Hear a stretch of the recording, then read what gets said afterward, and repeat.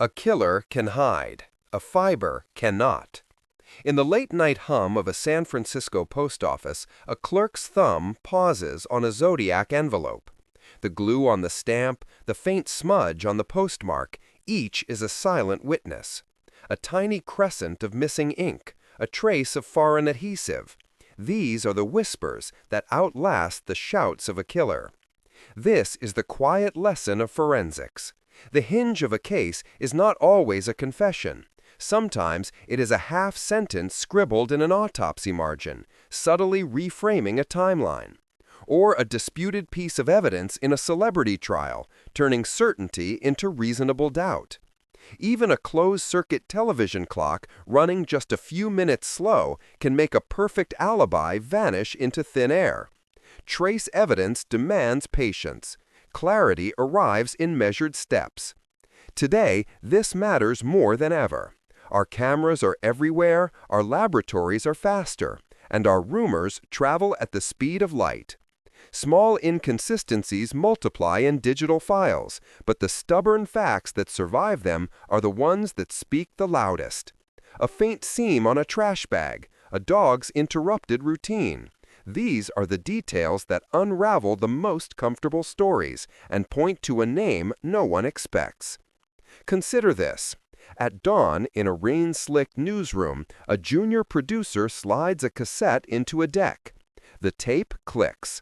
A single breath, then a hang-up. But the timestamp, buried under old coffee rings, reveals the call came minutes earlier than detectives believed. That single stray minute alters everything. What looked like sudden fury now seems rehearsed. A lone predator becomes a coordinated team. Under harsh fluorescence, a prosecutor pencils a circle around a bus ticket. Its date nudges the timeline, threading an accomplice through a supposedly airtight alibi. One overlooked detail can elevate manslaughter to murder, or turn a solid defense into a room of uneasy co-defendants. So why do headlines shout while the footnotes whisper? Because simple narratives are easy. Nuance is slow.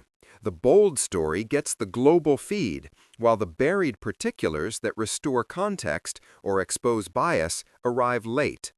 Memory settles around the first draft of history.